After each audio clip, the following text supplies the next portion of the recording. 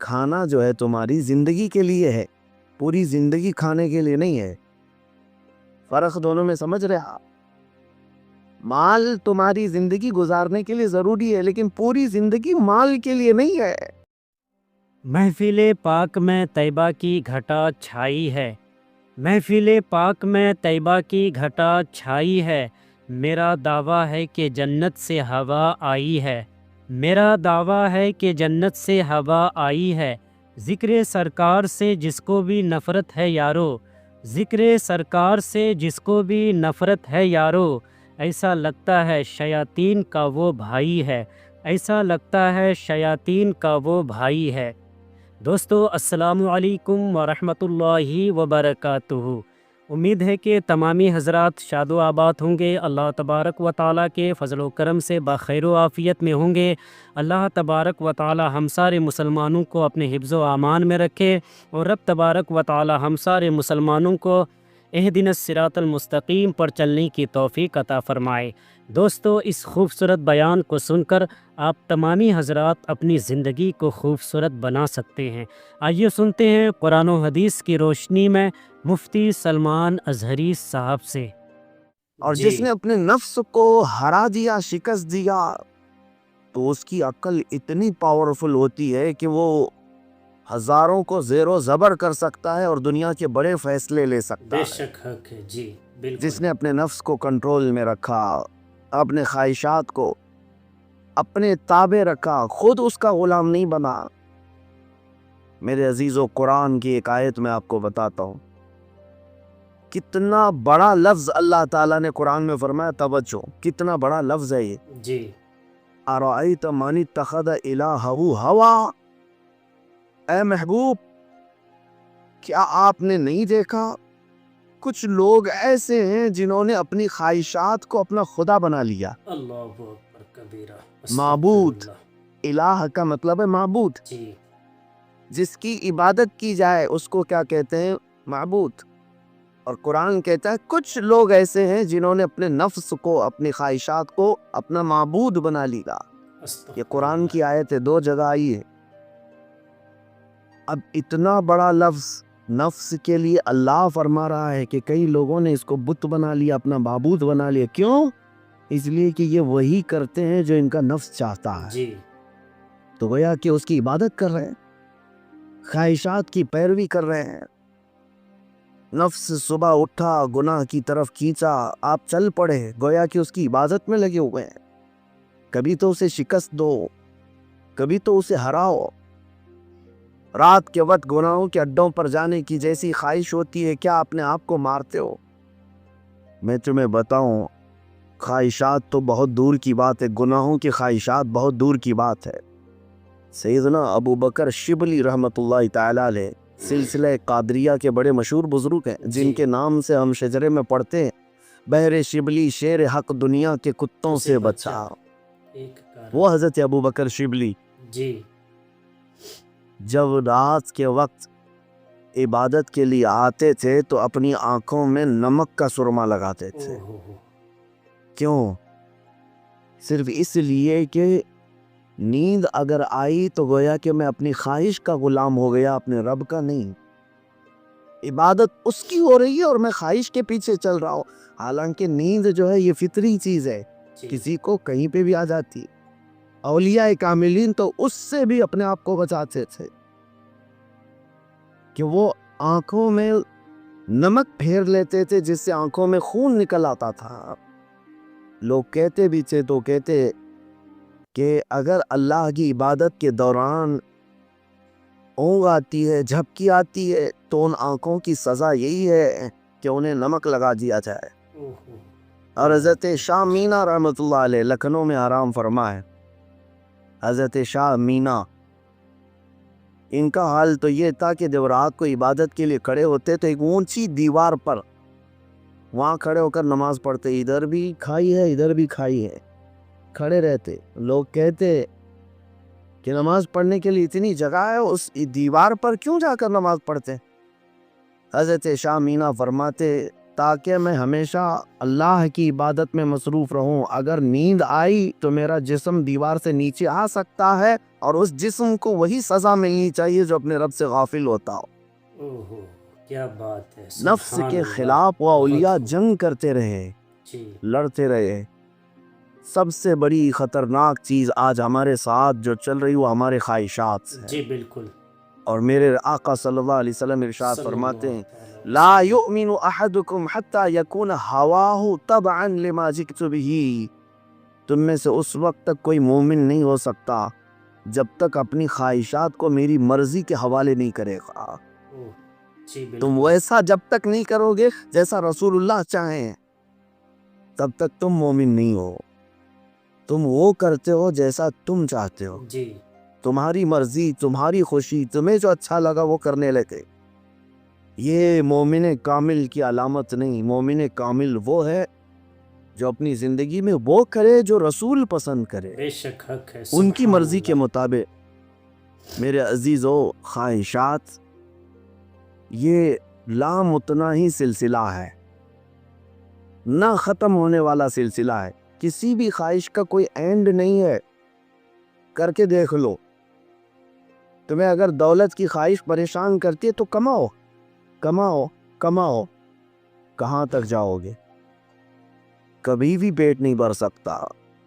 نبی پاک صلی اللہ علیہ وسلم ارشاد فرماتے ہیں قبر کی مٹی ہی اس کا پیٹ بھر سکتی جی ہے. بالکل. کسی بھی خواہش کا اینڈ نہیں ہے دنیا میں. جو خواہشات ہیں، مال کی خواہش، میں یہ نہیں کہہ رہا کہ کسی کو مال کمانا ہی نہیں چاہیے. ارے میاں، زندگی گزارنے کے لیے ہر ایک کو کمانا جی ہے، بالکل. ہر ایک کو کمانا ہے. لیکن میں جس چیز کی مذمت کر رہا ہوں، غلام بن کر کے پیچھے بھاگنا. جیسے فارسی میں کہا گیا ہے خوردن برائے زندگی است نہ کہ زندگی برائے خوردن. جی کھانا جو ہے تمہاری زندگی کے لیے ہے، بے شک. پوری زندگی کھانے کے لیے نہیں ہے. فرق دونوں میں سمجھ رہے آپ؟ مال تمہاری زندگی گزارنے کے لیے ضروری ہے لیکن پوری زندگی مال کے لیے نہیں ہے. جی بالکل. لیکن خواہشات کبھی ختم نہیں ہوتی. شہوت کی خواہشات، نفس جیسے جنسی عمل کے ذریعے سے اپنے جسم کو سکون پہنچانے کی کوشش کرتا ہے، وہ خواہشات بھی کبھی ختم نہیں ہوتی، کبھی ختم نہیں ہوتی. اگر اس نے اپنے اس گھوڑے کو، نفس کے گھوڑے کو آزاد چھوڑ دیا تو کہیں پر بھی اس کی خواہشات جا کر رکتی نہیں. نہ وہ ایک عورت پر صبر کر سکتا ہے، نہ 10 عورتوں پر، نہ 100 عورتوں پر. اگر اس نے اپنے خواہشات کے اس گھوڑے کی لگام نہیں پکڑی تو کہیں اینڈ نہیں ہے اس کا، کہیں اینڈ نہیں ہے. مرنے کے وقت بھی یہ خواہشات اسے گناہ کی طرف لے جا سکتی. اللہ اکبر. یہ شرمگاہ کی خواہشات اور زبان کی جو خواہشات ہیں، چٹکارا جس کو کہتے ہیں، لذت، اس کا بھی کوئی اینڈ نہیں. میں نے ایک ایسے صاحب کو بھی دیکھا، ان کے بیٹے میرے ساتھی تھے. وہ تو مذاق میں کہتے تھے کہ ان کے باپ آئی سی یو میں تھے. جس دن ان کا انتقال ہونا تھا اس دن بھی وہ بریانی منگوا رہے تھے آئی سی یو میں. تو یہ تو ایک نارمل سی بات تھی، ہنس کر کے وہ کہہ رہے تھے، لیکن وجہ یہ تھی کہ وہ ایڈکٹ تھے بریانی کے، کھانے کے، گوشت کے. تو ایک لمٹ ہوتی ہے کسی آدمی کی، لیکن اگر اس نے خواہشات کو آزاد چھوڑا تو وہ کہیں پر بھی جا کر نہیں رک سکتا. نہ آئی سی یو، نہ آپریشن، نہ کوئی چیز. اسے کوئی چیز نہیں روک سکتی سوائے موت کے. جی موت آنے تک وہ اپنی خواہشات میں ڈوبا رہے گا، ڈوبا رہے گا. خواہشات ایک سمندر ہے تو ختم نہیں ہوتا کبھی. اسی لیے میرے عزیزو، جتنا کم ہو سکے سمیٹ لو اپنے آپ کو. جی دنیا تمہیں ہاتھ پاؤں مارنے سے کتنی مل سکتی ہے مجھے بتاؤ. تم زیادہ سے زیادہ کس قدر اپنے آپ کو دنیا میں خوش رکھ سکتے ہو ان خواہشات کو پورا کر کے؟ کبھی نہیں. گناہوں میں یہ تمہیں ایسا برباد کر کے رکھیں گی خواہشات کہ تمہارے جسم مفلوج ہو جائیں گے. ایک دن موت کا وقت آئے گا، سارے درد تمہارے نکل رہے ہو، جی دنیا سے جا رہے ہوں گے لیکن ہزاروں داغ چھوڑ کر جا رہے ہوں گے زمین پر، اور اسی زمین میں دفن ہونا ہے. اس لیے اللہ نے قرآن میں فرمایا اپنے رسول سے، اے محبوب کیا آپ نے نہیں دیکھا کچھ لوگ وہ ہیں جو اپنے خواہشات کو اپنا معبود بنا لیا ہے، اپنا خدا بنا لیا ہے، اس کی پیروی کرتے ہیں۔ اب کرنا کیا چاہیے؟ ان خواہشات کا قتل جتنا ہو سکے اس کے خلاف جانا ہوگا۔ جی ظاہر سی بات ہے یہ رات کے وقت ذکر کی طبیعت کس کی چاہتی ہیں؟ وہ لوگ جن پر اللہ فضل فرمائے، بے شک حق ہے۔ ورنہ اکثر کا جسم آرام چاہتا ہے، جی دنیا کی طرف جسم کھینچتا ہے، لیکن تم نے اس کو ٹھکرایا اور اللہ کے ذکر کو اپنایا۔ یہ آپ نے اپنے خواہشات کے خلاف کیا ہے، اس کے اجر میں کیا ہے؟ سیدھے قرآن کہتا ہے جنت اس کا ٹھکانہ ہے، سبحان اللہ سبحان اللہ، جنت اس کا بہت خوب، ٹھکانہ ہے۔ بہت عمدہ۔ جی حضور پاک صلی اللہ تعالیٰ علیہ وسلم فرماتے، جانتے ہو اپنے صحابہ سے اللہ کو سب سے زیادہ پسندیدہ چیزیں کیا ہیں؟ اللہ سب سے زیادہ کیا چیز پسند کرتا ہے بندوں میں؟ اس میں حدیث پاک میں ہے، ننگوں کو کپڑا پہنانا، بھوکوں کو کھانا کھلانا، یہ اللہ کو بہت پسند ہے۔ لیکن ایک اور چیز ہے، رب تعالیٰ فرماتا ہے جب دنیا سو رہی ہو اور تم کھڑے ہو جاؤ اللہ کی بارگاہ، سبحان اللہ، یہ اس کو اتنا پسند ہے رب تبارک و تعالیٰ کو، سارے عمل میں ساری اداؤں میں اسے پسند ہے، بے شک حق ہے۔ کیوں؟ خالص بندہ رب کے لیے کھڑا ہوا ہے، ساری خواہشات کو چھوڑ کر کے، جی خواہشات کو چھوڑ کر۔ اب آؤ جن لوگوں نے خواہشات کی پیروی کی ان کی ایک چھوٹی چند مثالیں میں آپ کے سامنے رکھتا ہوں۔ ایسی ہلاکت کہ سب کچھ ختم ہو جاتا ہے۔ میرے عزیزو، سلطان الاولیاء سیدنا غوث اعظم جیلانی بغدادی رضی اللہ تعالیٰ عنہ ارشاد فرماتے ہیں، جس شخص کو اپنی خواہشات پر قابو نہیں، اس کا نفس اسے کفر تک لے جا سکتا ہے، اللہ اکبر کبیرہ، اس کا نفس اسے شرک تک لے جا سکتا ہے اور اسے کافر بنا کر دنیا سے لے جائے گا۔ اللہ اکبر، اللہ ایسے حالات بھی ہم نے دیکھے، خواہشات نے انسان کو کافر بھی بنا دیا، کبھی مال کی خواہش، کبھی عورت کی خواہش، کبھی کسی اور چیز کی خواہش۔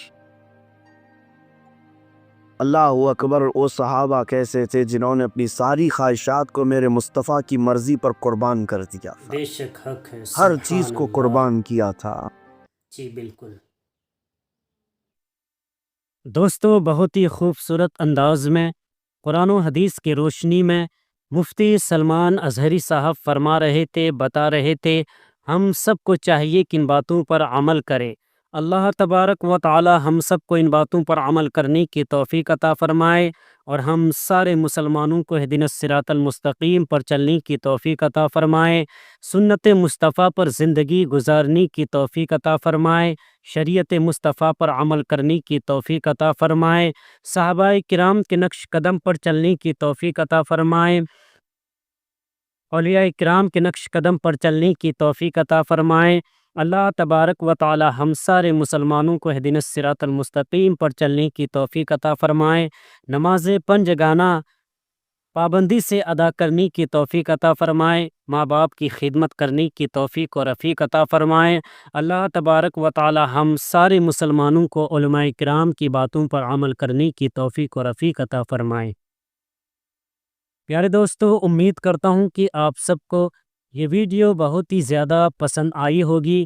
تو دوستو، روزانہ علماء کرام کے بیانات کو سننے کے لیے، نعت مصطفیٰ صلی اللہ تعالی وسلم سننے کے لیے، دینی مسائل کو جاننے کے لیے دوستو آپ ہمارے یوٹیوب چینل احمدی آفیشل کو لازمی سبسکرائب کریں۔